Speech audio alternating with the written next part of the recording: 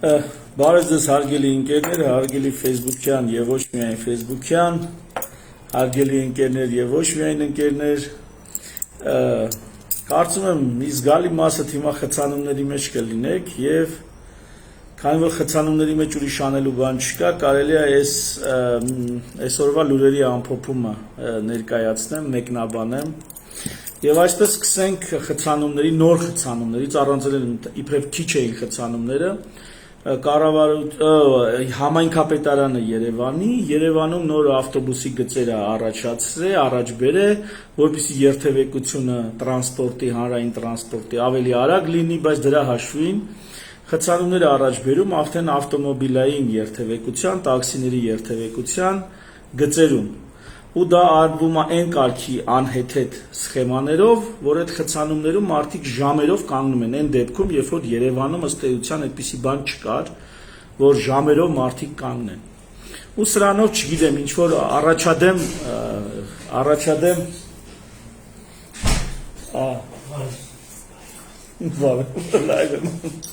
սրանով ինչ որ առաջադեմ բան, իբր թե Նյու Յորքում այդպես է, Փարիզում այդպես է, իմ Facebook-յան ընկերները իմ կողմից շատ հարգված հոդվածներ են ուղարկում, տվյալներ են տալիս, արտասահմանից են գրում մարդիկ, որ գիտես ինչ կա, տես Փարիզում էլ ճանապարհներ են նեղացնում, Նյու Յորքում էլ ճանապարհներ են նեղացում, հեծանվային կամ չգիտեմ, հետիոտն երթևեկի համար կամ չգիտեմ, հեծանվային գնալ գալու համար, որպես առողջություն, Հայաստանում էլ դե բանը առողջական խնդիրներ կան եւ այլն, այսինքն կոպիտ ասած կներեք գրեյքվեմ, խելքը քաքի հետ խառնելով փորձում են ինչ-որ բան ապացուցել, ինչու՞մն է իրականում խնդիրը։ Երևանը քաղաք պետություն է, եթե չգիտեք, ասեն իմանաք։ Իհարկե այդքան զարգացած չի իր մշակույթով եւ կառավարման համակարգով, ինչպես սրանից ասենք 2500 տարի առաջ գոյություն ունեցած քաղաք պետությունները, այդ աստիճանին չի ասել, բայց համենայն դեպս կոպիտ ասած Հայաստանի դա հիմքն է, հա, Հայաստանի տնտեսական էպիկենտրոնն է։ Եվ մարդիկ Երևանին հարող մարզերից եւ շրջաններից մեկը ես գալիս եմ Երևան գործի։ Այսինքն մենք մեր աշխատանքը գտել ենք Երևանում, որովհետեւ այդպիսին է մեր տնտեսական համակարգը, որովհետև այդպիսին է կառուցված։ Մենք Ամերիկայի Միացյալ Նահանգների պես չենք, որ ասենք Երևանի նման մի 100 հատ քաղաք լինի, այդ քաղաքի մոտակայքում ապրես, գնաս գործի գաս, Նյու Յորքն էլ իր ուզածի պես իր ճանապարհները նեղացնի, հեծանվային կամ չգիտեմ, հանրային տրանսպորտի համար ճանապարհ ստեղծի, արագություն ստեղծի։ Մենք ըստ էության Երևան են գալիս մարզից, որ հեծանիվով չենք կարա գանք։ Ավտոբուսով էլ չենք կարա գանք, անհնար է։ Ես վետից գալիս եմ, գնում եմ Զեյթուն, բարձրանում եմ Զեյթուն, մարդիկ Էջմիածնից գալիս բարձրանում են Զեյթուն, գնում են գործի։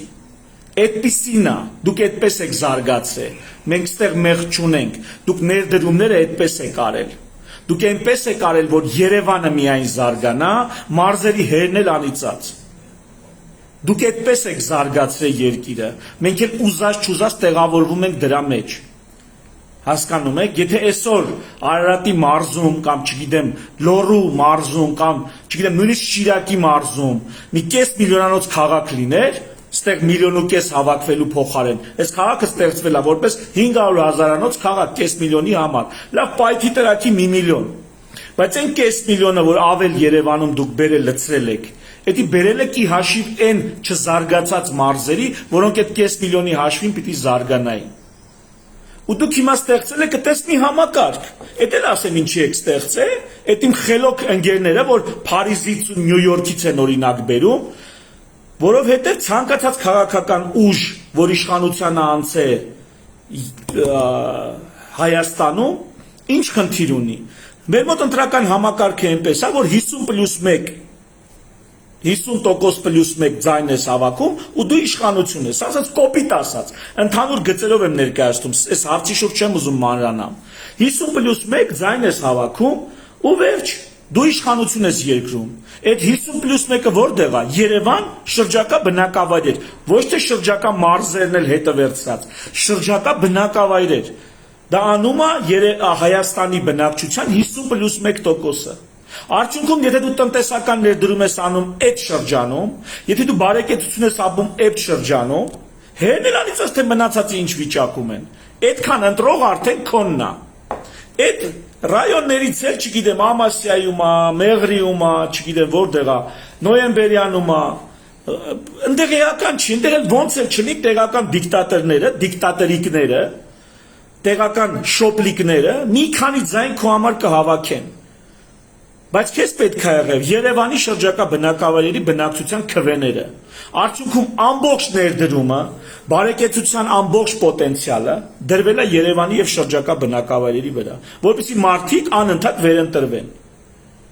Այսինքն այսօրվա դրությամբ Վայոց ձորի մարզում, չգիտեմ, մի 60,000-ի չափ մարզում, 60,000-ի չափ մոտավոր թիվ եմ ասում, մարդ է ապրում։ Սյունիքում մի 100,000-ից մի քիչ ավել մարդ է ապրում, 100, թոլինի 150,000։ Ամբողջ Տավուշի մարզում էլի մի 100-ից 150,000 մարդ է ապրում։ Եթե հələ չեմ հաշվում արտագնա աշխատանքի մեկնազդեն, այսինքն խոպանչիներին։ Ըստ էության փաստացի կարելի է ասել Սյունիքում 100,000 մարդ է ներկա, գրանցված չեմ ասում, ներկա, հետևաբար ընտրություններին մասնակցելու է այդ 100,000-ը։ Տավուշում այդ 100,000-ն է մասնակցելու ընտրություններին։ Այդ 100,000-ի միջից է լինելու ընտրությունների գնացողը։ Վայոց ձորում մի 50,000 մարդ ներկա լինի, թե չէ։ Հետևաբար ցանկացած իշխանության հեչ վեճինը, որ այս մարզերը զարգացնի, ինչ ձայն պետք է հավաքի ինդեղից։ Հակառակ ընդ տեղական դիկտատորիկներն ու շոպլիկները իշխանության քամակը մտնելով որոշակի ձայներ կհավաքեին։ Խոսքը վերաբերվում է 35 տարվա մեր պատմության մասին, մեր անկախության 35 տարվա մասին, մեկին չեմ առանձնացնում, մյուսին արդարացնում։ Ու ըստ էության այս միտումը շարունակվում է մինչև այսօր։ Եվ էլի հիմնական ներդրումները, հիմնական բարեկեցությունը, հիմնական տնտեսական շարժը, հիմնական շինթույլտվությունները արվում են Երևանում։ Ինչ չէին կարա Երևանի կենտրոնում շինթույլտվությունները արգել էին։ Վաղուց արգել են, շինթույլտվություն չտային։ Եղած հողամասերում ոչ թե երկնաքերներ կամ բարձրահարկներ սարքել, երկնաքեր Հայաստանում չկա, բախտավար։ Փոխանակ բարձրահարկ թաղամասեր սարքեին մեծ կենտրոնում։ Շինթույլտվություն չտային, թող մարդիկ Գյումրիում սարքեին, ընդեղ սկսել տնտեսական շարժը, Վանաձորում սարքեին, ընդեղ սկսել այդ շարժը, վերաբաշխեին, ապա կենտրոնացնեին այդ լարվածությունը, այդ կուտակումը, բայց ոչ, ձեռնտու չի, Շիրակը այդ ինչքան ձայն պետք է տա գործող իշխանություններին, որ նրանք այդ տեսակ ծրագրեր կազմեն։ Վանաձորի ինչքան ձայն, հակառակը, Շիրակն էլ Վանաձորն էլ, իրանց տեղական ինքնակառավարման մարմինների ընտրություններով չընտրեցին իշխող ուժին, բայց իշխող ուժին պետք է Շիրակի կամ Վանաձորի կամ Կապանի համար բանանին ծրագրեր կազմի, որպեսզի տնտեսական զարգացում ընդեղ գնա։ Սա ֆունդամենտն է, սա սկիզբն է, ոնց է լինում, որ Երևանը դառնում է քաղաք պետություն մեր երկրի մեջ, ամբողջ իր պոտենցիալը, ռեսուրսը դառնում է ամրոց, որտեղ կողքի տենց խուլ մանր բնակավայրերը պետք է գան ու ստեղ ապրուստ գտնեն։ Արդյունքում այդպես է ստացվել։ Սա մեկ չեպ է։ Այդ Նյու Յորքի օրինակը, որ բերում եք, մի հատ տեսեք Ամերիկան ինչ տեխնոլոգիա է օգտագործել քաղաքական, որով հավասարաչափ զարգացում է ապահովել բոլոր նահանգների միջև։ Մի հատ տեսեք ինչ տեխնոլոգիաներ է օգտագործվում։ Ոչ թե Նյու Յորքում փողոցները նեղացնում են, հա ինչ անեմ նեղացնում են։ Նյու Յորքում չկա քաղաքը շրջանցող ճանապարհներ, Փարիզում չկա քաղաքը շրջանցող ճանապարհներ, Երևանում չկա քաղաքը շրջանցող ճանապարհներ։ Եթե մարդը, չգիտեմ, օրինակ Էջմիածնից, չգիտեմ, գալիս է, ուզած չուզած, որպեսզի գնա Սևան, ասենք թե, պետք է անցնի քաղաքի միջով։ Ես գալիս եմ Արարատի մարզից, ուզած չուզած ինչ պիտի մասիվներով բարձրանամ, իսկ եթե ես ուզում եմ գնամ դեպի, ենթադրենք, կվարտալ, դեպի Խասախ, դեպի Պրոշյան, դեպի Աշտարակ, ուր պետք է մտնեմ, ես մտնում եմ Չարբախ, որտեղ այսպես փողոցներ են, մի քանի տեղ լայնացրել են, շրջանցող հատվածները սարքել են, Չարբախում այսպես նեղ փողոց է։ Ուրիշ հնար չկա, այդ պրոբկայի եկխցանման միջով պետք է անցնես, կամ պետք է մտնես քաղաքի միջով։ Սա էլ մի խնդիր, որ շրջանցող կալցոներ ճանապարհային օղակներ չկան, որպեսզի քաղաքը մարդիկ կարողանան շրջանցել, գնան իրանց գործին, իրանց հոգսին։ Ուզած չուզած մարդիկ այս կամ այն չափով մտնում են քաղաք, կամ քաղաքի արվարձաններ, արդյունքում էլի խցանումներ։ Ու հիմա դուք տենց այս ամեն ինչը թողած որոշել եք, որ հանրային տրանսպորտի համար պետքա երթևեկելի հատվածները մյուս տրանսպորտների համար նեղացնեք։ Եվ ինչա լինում։ Լինում է նոր խցանումներ։ Ու այնպես չի, որ մարդիկ վաղը իջնելու են հանրային տրանսպորտից օգտվել։ Չեն իջնելու, այո, ընկեր, մարզից են գալի այդ մարդիկ։ Հար երևանյան ամբողջ բնակչությունը Երևանում է աշխատում։ Նրա կյանքը Երևանում է։ Եվ այդ մարդիկ չեն կարող տրանսպորտով գալ։ Կամ միջև սենց բաներ անելը դպրոցների համար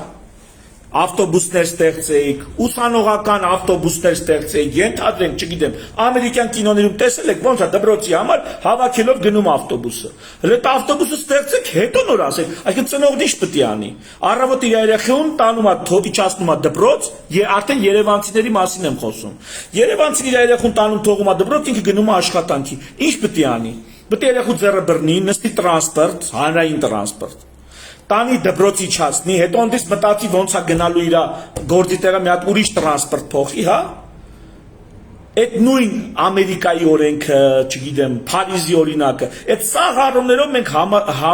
հավասարվել ենք Փարիզին ու Նյու Յորքին, հիմա մնացել էր սա։ Հիմա ուզում ենք Փարիզի ու Նյու Յորքի պես բաներ ճանապարհները սարքել, սարքեք։ Սարքեք։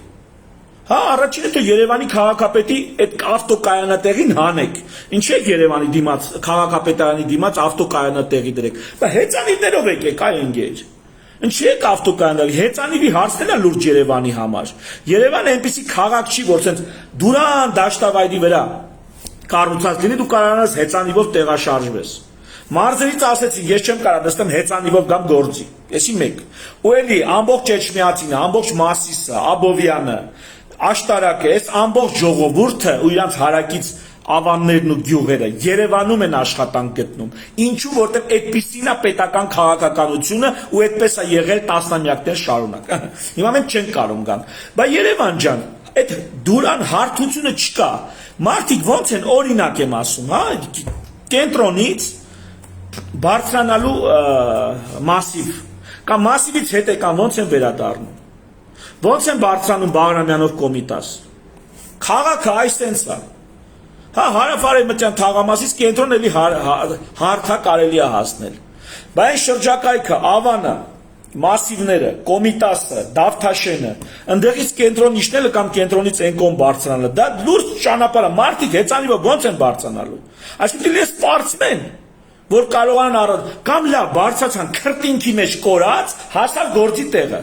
Առավոտը ինքը որոշել է հեծանիվով բարձրանա Դավթաշեն կամ Կոմիտաս։ Ասենք հարավ-արևմտյան թաղամասից։ Այդ բարձրությունը հաղթահարեց։ Քրտինքի մեջ կորած մտավ օֆիս, հիմնար։ Ինչ պետք է անի այդ մարդը։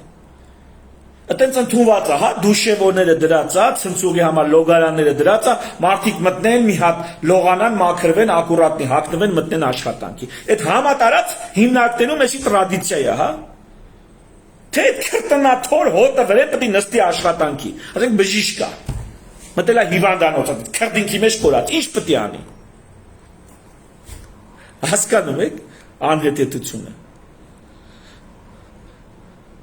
Վաչ ջան Ջիհանյան, ես հենց հիմա հատուկ քո համար բան ես ուղարկել։ Նախ այդ ինչ որ ուղարկել ես, այդ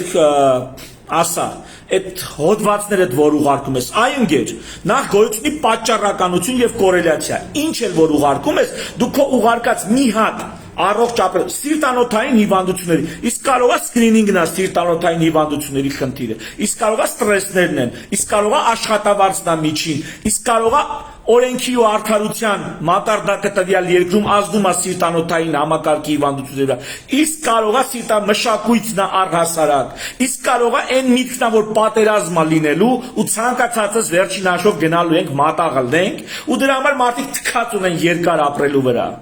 Իսկ կարող է մարդիկ այն ձևի կյանքով են ապրում, որ ասում են, արա ումա պետք սենց կյանք, ինչքան կապրենք։ Կարող է այդ ամեն ինչն է պատճառը, կարող է բժշկական ապահովագրության բացակայությունն է, սիրտանոթային հիվանդությունների ռիսկի վրա ազդում, ու սենց էլի լիքը բաներ։ Այսինքն չի կարելի այդքան նեղմիտ լնել, սահմանափակ մտածել, որ մի տվյալով համեմատություն անել, ենթադրենք Ամստերդամի ու Երևանի միջև։ Չի կարելի, այ ընկեր։ Դուք ձեռ եք առնում կամ պոպուլիզմով եք զբաղված, կամ դեմագոգիա եք անում, որովհետև նմանը նմանի հետ են համեմատում։ Մնացած հավասար պայմանների դեպքում դու կարաս միաբաղադրիչ համեմատություն անես։ Մնացած հավասար պայմանների դեպքում։ Եթե մնացած պայմանները հավասար չեն, դու չես կարող համեմատություն անես։ Մի օրինակ բերեմ բժշկական։ Ընդունված է, որ նրանք, ովքեր խմորով ու սենց յուղով են սնվում, նրանց մոտ կյանքի տևողությունը ավելի քիչ է, քան թե նրանց մոտ, ովքեր սալատներով են սնվում, աղցաններով են սնվում։ Հիմա, այսպիսի ընդունված բան կա բժշկության մեջ, այ աղցանով սնվողները երկար են ապրում։ Հիմա չեմ հիշում այդ հետազոտողի անունը, ապացուցողական բժշկության ջատագովներից էր, ով ապացուցել էր, որ ստե մեծ սխալ կա։ Այսինքն այս ենթադրությունը, որ յուղոտ եւ խմորոտ սնունդը բերում է ավելի քիչ են մարդիկ ապրում այս տեսակ սննդով, քան սալաթով սնվողները ավելի երկար են ապրում։ Սխալ հետևության է բերում, թե իբր սալաթը ավելի առողջարար է։ Ու ինչով է դա ապացուցել։ Դա ցույց է տվել, ապացուցել, որ յուղոտ ու խմորոտ սնունդով սնվում են հիմնականում աղքատ մարդիկ, շատ աշխատող մարդիկ, ցածր սոցիալական պայմաններում գտնվող մարդիկ։ Իսկ սալատներով շատ սնվում են մարդիկ, ովքեր պարապ են ամբողջ օրը։ Բիզնեսն ու եկամուտները գալիս են օդից մանանայի պես թափվում են։ Իրանք էլ պարապ են, կարան ամբողջ օրը մանր-մունր սալատով զբաղվեն, ռեստորաններում սնվել, սալատ պատվիրել, այսինքն մարդը, որ ամբողջ օրը զբաղված է 8 ժամ, 10 ժամ, 12 ժամ աշխատում է, նա սալատ պատրաստելու, սալատով սնվելու ժամանակ չունի։ Կանայք, ովքեր իրենց ընտանիքի համար ճաշ են պատրաստում, ոչ թե ընտանիքով ռեստորաններում են սնվում, սալատներով իրենց ընտանիքին կերակրելու ժամանակ ու հնարավորություն չունեն։ Անհնար է։ Հետևաբար սալատով սնվում են տենց մարդիկ, ովքեր պարապ են, ապահոված են, բարեկեցիկ են ապրում, այն նրանք սալատով են սնվում։ Ու բնականաբար, ովքեր բարեկեցիկ են ապրում, ավելի երկար են ապրում, քան թե էշի պես աշխատող ժողովուրդը։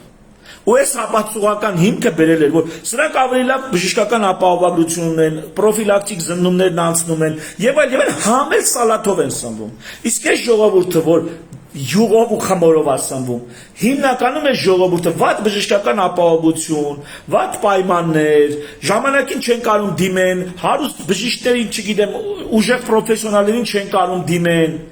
արդյունքում էլ կարճ են ապրում։ Այսինքն խնդիրը ունեցվածքն է, խնդիրը եկամուտն է, ոչ թե սալաթը, բրոկոլին կամ չգիտեմ, պերաշկին։ Հարցի լուծումը բրոկոլին ու պերաշկին չի, հարցի լուծումը փողն է, որ մարդիկ ստանում են, ու դրանից սկսում է իրանց տարբերությունը կյանքի միջին տևողության։ Էսի սենց, վաճ ջան, ճիշտ հասկացի, այս ինչ դու ներկայացնում ես, նայ, կարդամ էլ իր խոսքը, որ միակողմանի չլի։ Մեր հանրապետությունը վիճակն այսպիսին է, վերջին տարիներին ճանապարհատրանսպորտային պատահարների տարեկան զոհ է դառնում 300 եւ ավելի մարդ։ Այ ընկեր, եթե դու անընդհատ արգելում ես արագությունը, դու մարդկանց խորհուրդ ես տալի էշով մանգալ, մարդիկ քշել չեն իմանում։ Սա պրոբլեմը քո արագությունների սահմանափակումն է։ Պրոբլեմն է, որ դու ճանապարհներ չունես, որտեղ ավտոները հանգիստ խղճով քշեն, երթևեկելի հետիոտն էլ անցումներից օգտվի։ Դու այդա չունես, դու այնքան բան չունես, որ էլ չասած։ Կրկնում եմ, արագությունը գցելով սրա դեմ չեք առնելու։ Արագաչափ եք դվե, ընկել է վթարների թիվը, մահացությունների թիվը։ Արագաչափ եք դրե, օգնում է, չի օգնում, չէ։ Արագություն եք սահմանափակում, օգնում է, չի օգնում, չէ։ Բա ոնց է Թիֆլիսը հակառակն է անում։ Թիֆլիսում հակառակն է, հակառակ տենդենսն է։ Բա ոնց է նրանք այդ հարցը լուծում։ Որովհետև վատ քշովը չի կարա արագ երթևեկության մեջ մտնի ու կարանա գլուխ անի։ Մինչև լավ քշող չլինի, չի կարանա մտնի արագ երթևեկություն։ Ինչքան դանդաղացնում ես երթևեկությունը, այնքան քշել չիմացողները մտնում են երթևեկության մեջ, այնքան անուշադիր են քշում, այնքան արխային են քշում, այնքան վթարներն ու մահերը շատ են։ Արագացրա երթևեկությունը, տենամ քանի հոգի քշել չիմացող կնստի ռուլին։ Արագացու երթևեկություն դրամ քանի հոգել հեռախոսին կտարվի քշելու ժամանակ։ Հանգիստ էշի արագությամբ քշում են մարդիկ էլ հեռախոսի մեջ բան սենց գնում են, բա ինչ անեն։ Պարապետ, ռուլի պարապետ, քշելու իմաստ չկա։ Հաշվի թե էշի են նստած։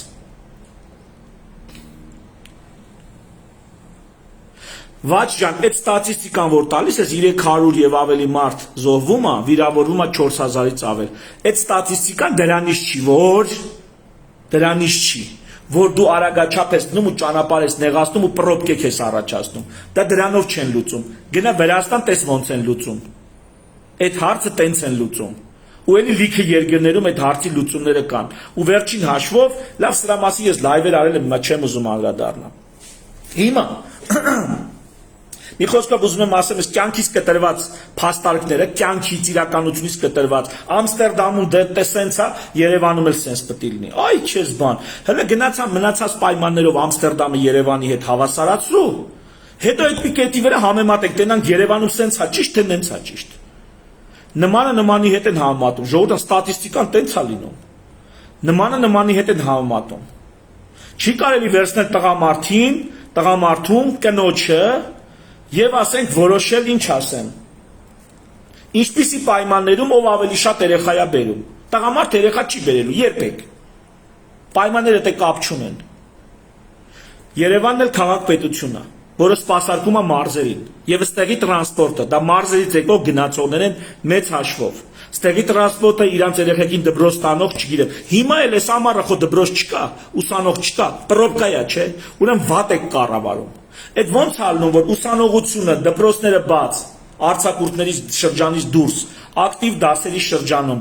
ավելի քիչ է պրոբկաները, քան հիմա ձեր կարգավորումներից հետո։ Նշանակում դուք վատ եք կարգավորում։ Երևանի համայնքապետարան, քաղաքապետարան, դուք վատ եք աշխատում եւ այդ ձեր ավտոկայանատեղին ջնջեք, հանեք այդտեղից։ Թողատեղով ավտոներ գնան կան կամ հեծանիվ կանգնացեք։ Եթե ուզում եք Երևան քաղաքում այտենց ինչ-որ բարենորոգում անեք, սկսեք ձեզնից։ Ինքներդ հեծանիվով, դուք ձեր ընտանիքի անդամները հեծանիվով գնացեք եկեք, հանրային տրանսպորտով գնացեք եկեք, ձեր Երևանի դեմն էլ ամբողջ այդ հրապարակը, այն Մոսկվայի տունը ինչա, տենց է չէ կոչվում։ Մի խոսքով այդ լրիվ ավտոկայանատեղին հանեք այդտեղից։ Հանեք ու ինքներդ ապացուցեք, որ դուք Այս իրոք բարենորոգումները սկսել եք ձեզանից, մեզնից մի սկսեք, ինչ լավ բան ուզում եք, անեք ձեզնից ու ձեր տնեցիքից սկսեք, մեզնից մի սկսեք, մեզնից յան տվեք, արեք տեսեք մի 6 ամիս աշխատում ա, դուրներդ գալիս ա, եկեք կամաց մեզ էլ ներգրավեք այդ խնդրի մեջ, ոչ թե մեզնից սկսեք, հետո նոր ջոգեք ճիշտ եք անում, թե սխալ, այս պրոբկաների հարցը, մի խոսքով, հիմա երկրորդ հարց, շատ կարևոր հարցը, բաններ, ասա, հեղաշրջման փորձ է բացահայտվել, բա CVK-ը, աշկից լույսը չեն, մեկ լավ բաներ դնում են, բայց հիմնականում նիկոլական, կողմնակալ, շատ խիստ կողմնակալ բան է, մեդիա է։ Մի խոսքով բանը, մի հատ A4 ֆորմատի վրա բան է գրած քթեի փրթե, որտեղ ինչ որ մեկը հեղաշրջման փորձ անում։ Մի անգամից մի բան ասեմ, ժողովուրդ։ Մենք այս մեր քաղաքացիական նախաձեռնությունը, որ անում ենք, հիմնադիր զավակներ, լինում են մարդիկ, որոնք տես թուղթով, գրիչով, A4 ֆորմատով տպած բան գալիս են։ Ինչ որ մի հատ գենիալի ծրագիր են իրանք բերում։ Ու ցենց որ թողես Հայաստանը, Facebook-ում լավ, լիքը մարդիկ կան, որ A4 ֆորմատի վրա տենց ինչ որ գրած հանճարեղ փրկության ծրագիր ունեն, ազգի փրկության ծրագրեր։ Ուզում եմ ասեմ, սա կարա հերթական այտենց մի բանը լինի, այսինքն նախ հարցես ումից են վերցրել, որտեղ այդ ումից որ վերցրել են, դա պետք է Սերժին հաշտեցնի Քոչարյանի հետ, ռուսական Էսպտյանի, Էմպտյանի, թեև մի քիչ ավելի adekvat է գրած, բայց ուզում եմ ասեմ, այսպիսի 100 հատ թուղթ կարելի է հրապարակել։ Ամեն լրատվամիջոց կարող օրեկան մի հատ sense բան հրապարակի։ Հիմա սա մեկ, երկրորդ։ Եթե սրա տակ ինչ որ չափ լրջություն կա, եկեք այս դիրքերից նայենք։ Իսկ ներողություն, 18 թվականի թաշվշյա ոչ բռնի հեղափոխությունը, սրանից ավելի խելացի էր կազմակերպված, սրանից 10 անգամ ավելի փնթի էր կազմակերպված, բայց ստացվեց ինչու, որտեղ նա ով իշխանության էր, որոշել էր գնալ։ Նա ով իշխանության էր, նա որոշել էր գնալ։ Հեղափոխությունը տենց ալնում։ Ով իշխանությանը նա պետք է ուզի որ գնա, որ փոխվի։ Էսի սենց։ Հիմա Նիկոլը չի ուզում գնա։ Այնպես որ ինչ ծրագիր էլ կազմեք չի ստացվելու։ Բայց ուրիշ բան եմ ուզում ասել։ Բոլորը ծաղրում են, թե այս ինչ ստից հեղաշրջման ծրագիր, այս ինչ փնթիա կազմակերպված։ Հա իդեպ Լևոն Քոչարյանն էլ է դրան անդրադարձել։ Ներողություն, իսկ ձեր ընդհանրապես ծրագրերը, ձեր իշխանավարումը, ձեր ընդդիմությունը դրանից 10 անգամ ավելի փնթի վիճակում է, քան այդ A4 ֆորմատի վրա գրած ծրագիրներ։ Այդ A4 ֆորմատի վրա գրած ծրագիրը ավելի կազմակերպված, ավելի ամբողջական, ավելի ընդգրկուն է, քան այսօր Հայաստանն են կառավարում մարդիկ, քան այսօր Հայաստանում ընդդիմություն են խաղում մարդիկ, քան այսօր հանրահավաքներ ու չգիտեմ քաղաքական շարժումներ են անում մարդիկ։ Այդ դրանից 1000 անգամ ավելի խելացի էր։ Այնպես որ բոլոր նրանց ովքեր ծաղրում են այդ գրածը, ասեմ, բոլորի տա վերաբերում, որ ծաղրել է, այդտեղ ավելի adekvat է գրած, քան Հայաստանը այսօր կառավարվում է, ավելի մանրակրկիտ է գրված։ Եվ քան ընդդիմությունը այսօր գործնեություն է ծավալում։ Իխոսով այդ բոլորի տարածից ավելի adekvat ծրագիր էր դե գրած։ Այդ ծրագրին առանձին չեմ ուզում անդրադառնամ, ընդհանուր առմամբ եթե պետք է լինի կանդրադառնամ, բայց հիմա դրա շուրջ չէ, ընդհանուր առմամբ էս էի ուզում ասել, որ ժողովուրդ ջան, դուք այնքան փնթի, թափթփված, անկազմակերպ, տհաս, քաղաքագիտությունից ու քաղաքական process-ների էությունից հեռու եք, այնքան հեռու եք, որ դուք ընդ ծաղրելու բան չունեք, մեկը լի ձեզ ծաղրի, մի հատ ձեզ հայլու մեջ նայեք։ Ձեզ հայլու մեջ նայեք, հետո սկսեք ծաղրել այս կամ այն քաղաքական նախաձեռնությունը։ Եվ մի բան էլ ասեմ, այդ թղթում հեղաշրջման փորձ, այդտեղ ինչ էր գրած, որը տենց բռնություններ գրած, ինչ էր գրած այ մարդ։ Ես կարդացի էլ ինչ որ հրապարակված է։ Այդ ինչ էր գրած, որ ասենք թավշյա ոչ բռնի հեղափոխության սահմանումներում չի տեղավորվում։ Մի հատ թավշյա ոչ բռնի հեղափոխության ծրագիր է գրած։ Ինչի՞ է քամակները տենց մռմռում։ Հատկապես իշխանական եւ պրոիշխանական ուժեր։ Չէ՞ որ դուք այտենց մի բան դրանից ավելի փնթի ձևով դուք եք արել ու դրանով դուք եք ավելի ծանր հետևանքների բերել։ Այնտեղ այնա որ ֆիքսումա որ պիտի հասցնեն որ հանգարց Ալիև Փաշինյան պայմանագիր չստորագրվի, իրանց ամբողջ պոտենցիալը դրան են ծառայում։ Այնտեղ նշվում է որ ֆեյքերի բանակ այդ բառերով չի գրած, բայց ֆեյքերի բանակ պետքա ստեղծվի։ Այնտեղ սլուխների, շշուկների տարածման, բամբասանքների տարածման մեխանիզմ սրանք է նշում, սա հենց այսօր էլ տեղի է ունենում։ Սա ապականությունն է, որ հենց այսօր տեղի է ունենում։ Ու դրա մեջ ընդգրկված են ամենաբարձր կրթվածություն եւ հեղինակություն ունեցող անձիկ ընդդիմության շրջանակներում էլ իշխանության շրջանակներում էլ այդ դիշովկա քաղաքականություն դուք այսօր անում եք պետք չէ A4 ֆորմատի վրա տեսնեն ես գիտեմ որ իմ YouTube-յան ելույթների տակ այդ քֆուրների շարքը որ կա այդ դիշովկեքը այդ դուք կամ ձեզանից հովանավորվող ձեզանից սնուցվող ձեզանից ֆինանսավորվողներն են ձեր գործընկերներն են ձեր մարտական ընկերներն են Այ այդ դիշովկեքը, որ էդի գրում են։ Ու դուք էլ այդ դիշովկեքից լավը չեք։ Այդ նույն սլուխները, այդ Նիկոլի անձնականի կամ չգիտեմ ինչի մտնելը կամ հակառակը Նիկոլենց կողմից ընդդիմության անձնականի կամ չգիտեմ ինչի մտնել։ Այդ դիշովկեքը դուք եք։ Դուք ձեզնից լավ դիշովկա չկա։ A4 ֆորմատի վրա գրածն էլ ընդամենը հերթական ոնց որ արդեն գործող տեխնոլոգիան է ուզում ինքը օգտագործի։ Ֆեյքերի բանակով, բամբասանքների շրջանառելով եւ այլն։ Եղավ, էդ էլ է տենց։ Անցնենք երրորդ կետը, չէ, միջև Իրան Իսրայելը, հա։ Նիկոլի թլպատված չթլպատված լինելու մասին, ոնց եմ գրել, ճուճուլացավ եմ գրել, էլի մոտավորապես։ Թլպատված կարա լինի մարդը բժշկական պատճառներով, ասենք բժշկական ցուցումներով, բժշկական թլպատված կարա մարդը լինի կամավոր։ Իր պատկերացմամբ ինչ որ հիգիենայից ելնելով իր պատկերացմամբ։ Եվ կարող այո կրոնական նպատակներով մարդը թլպատված լինի։ Եվ ինչ։ Այս հերթական մի կետ առաջը դիշովկեքից էի խոսում։ Այ եկեղեցում էլ դիշովկեքը նենց քչություն չեն անում։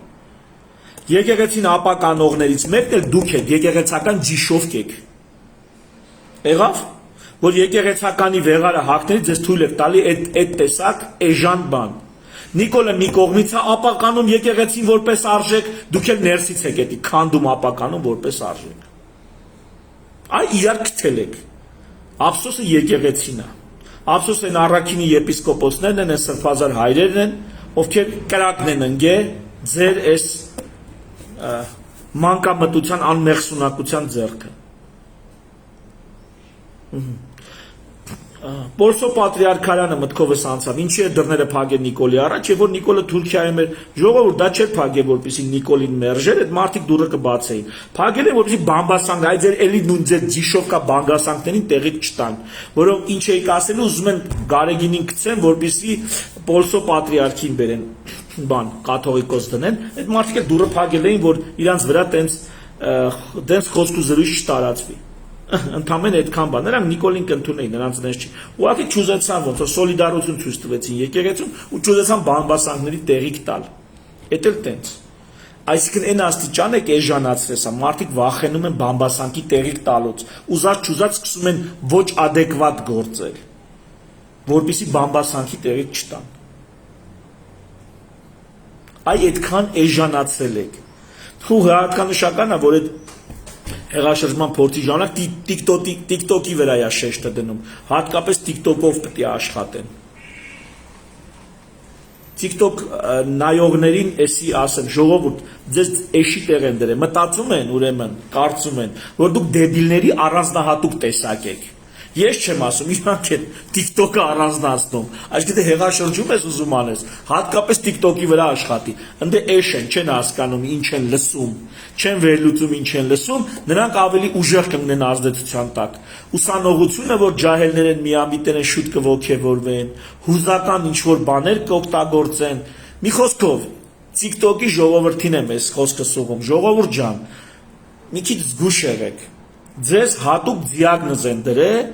հեղաշրջում կամ հեղափոխություն անողները, կարծում են, որ դուք ավելի պակասավոր եք եւ հեշտ կմնեք ազդեցության տակ։ Մի քիչ զգուշ եղեք ազդեցության տակ չմնեք։ Էս էլ տենց։ Այսինքն այդ ծուծիլկու թեման, թե եթե ուրիշ բան է նշանակում, հիմա բանը, այս տերտերները, բան, տերտերները էլի են տենց, եւ այս պետական գործիչները հիմա մրցելու են բանը, ով է ավելի հեռու միզում, ասեն, կանգնեն միզեն, տենան ով ավելի հեռու միզում, ով ավելի հեռու միզեց, ուրեմն կրածա։ Մոտապես այդպես մի, բայց ավելի լուրջ ու կյանքերի գներով մրցում արեց Իսրայելը Իրանի հետ, տեսան ով ավելի հեռու միզում, ու որոշեցին վերջը դեմքները փրկել, այսինքն Իրանի դեմքը փրկել, թույլ չտալ, որ Իրանը լրիվ նվաստանա, դա Ամերիկայի մոտեցումն էր, ու մի խոսքով այսօր հրադադար կնքվի, դա ինչքանով կայուն կլինի, ինչքանով երկար կլինի, չգիտեմ, բայց ուզում եմ անկեղծ ասել, շնորհավորում եմ մեզ բոլորիս եւ հատկապես Իրանի ժողովրդին, ինչ որ չափ նաեւ Իսրայելին, այս հրադադարի համար հույս ունենամ, սա երկար կլինի։ Հույս ունենամ, չգիտեմ, դեռ պիտի նման բաները պետք է մի քանի օր, մի քանի շաբաթ տևեն, որ զգաս արդեն կայունություն, այսինքն առաջի էֆեկտը դեռ ոչինչ չի նշանակում, բայց արդեն լավ նշան է եւ հիմնականում փորձեցին Իրանի դեմքը փրկել, դա լավ նշան է։ Հույս ունենամ Իրանը վաղը կփոխի իր արտաքին քաղաքականությունը եւ Միացյալ Նահանգների հետ կգնա համագործակցության։ Եվ այդ ժամանակ թե Իրանի համար լավ կլինի, թե մեզ Հայաստանիս համար լավ կլինի, շատ լավ կլինի։ Մի խոսքով այսօրվա համար այսքանը, չգիտեմ ինչքանը վեր հետաքրքիր, բայց այսօրվա լուրերն էին ու Վաչի հետ էի Facebook-ում բանավիճում, մեկնաբանություններում այդտեղից ոգևորվա, որոշեցի լայվ անել, բացատրելու համար, որ Երևանը Ամստերդամի հետ պետք չի համատել, ընկերներ ջան, պետք չի։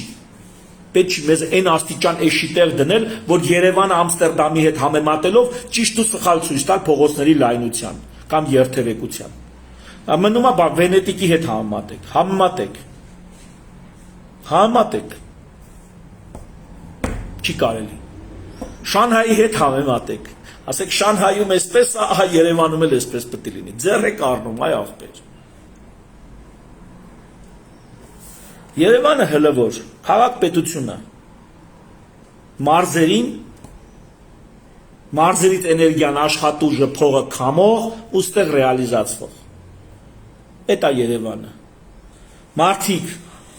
տասնյակ տալիներ, ծիրանը աճացրել են, բերել են 150 դրամով ծախել են, 200 դրամով ծախել են, Երևանում այդ 200 դրամով իրանցից առել են, 400-500 դրամով ծախել են։ Մարդու ամբողջ տարվա աշխատանքից մի բան էլ ավել գինը դրել են վրան, ծախել են, ստեղ տնտեսական բարեկեցություն են ապահովել։